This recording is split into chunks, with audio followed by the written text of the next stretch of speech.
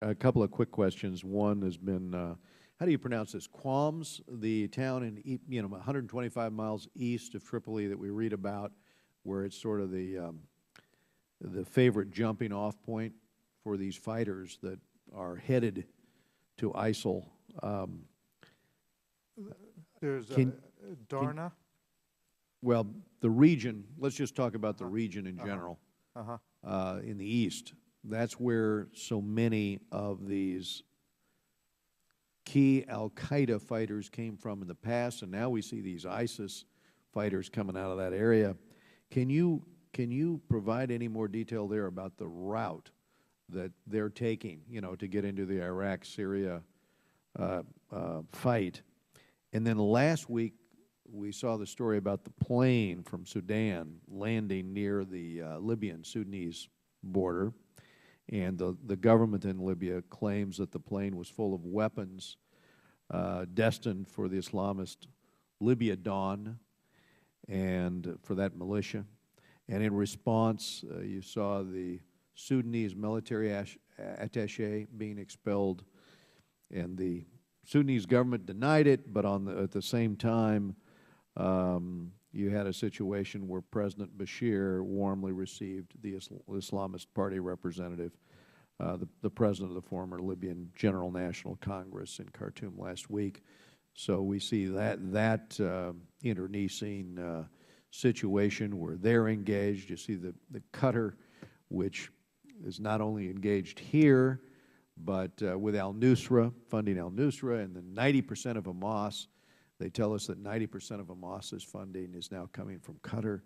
What can you tell us about these outside countries' interests and who they're funding here, and also the connection to these young fighters getting whipped up and ending up enlisting with ISIL? Thank you, Mr. Chairman, and all of those are important questions. In terms of the flow of foreign fighters, I don't think that there's one single route that they pursue to get to Syria or to Iraq. There are a number of different ways that they transit from Libya into Europe, into Turkey, directly into Syria. So one of the things, of course, that we're talking about in terms of what we're going to try to accomplish in confronting ISIL, and as the President said, in defeating ISIL, is in fact to work with our friends and partners around the world to cut off this flow of foreign fighters.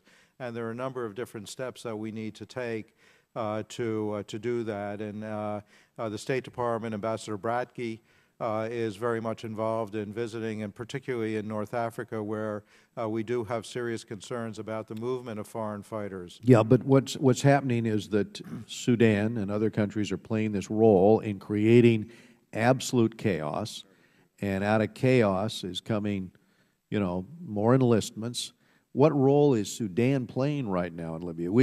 In the past, we've talked about the role Sudan played, in supporting groups like the Lord's Resistance Army, Joseph Kony, in trying to destabilize the Democratic Republic of Congo and Uganda and Central African Republic.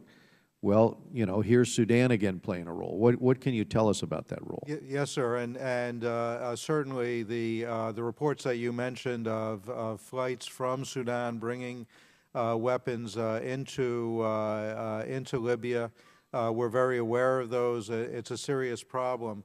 We have taken a broad position, not only with the Qataris and the Sudanese, but across the board, that foreign intervention inside of Libya is unhelpful. It's deepening divisions within that society. It's provocative. It is promoting the very conflict that we believe is the major obstacle. And so we're looking. There is a process underway. It's called the Tunis process that brings together Libya's neighbors in ways that we think are constructive and helpful.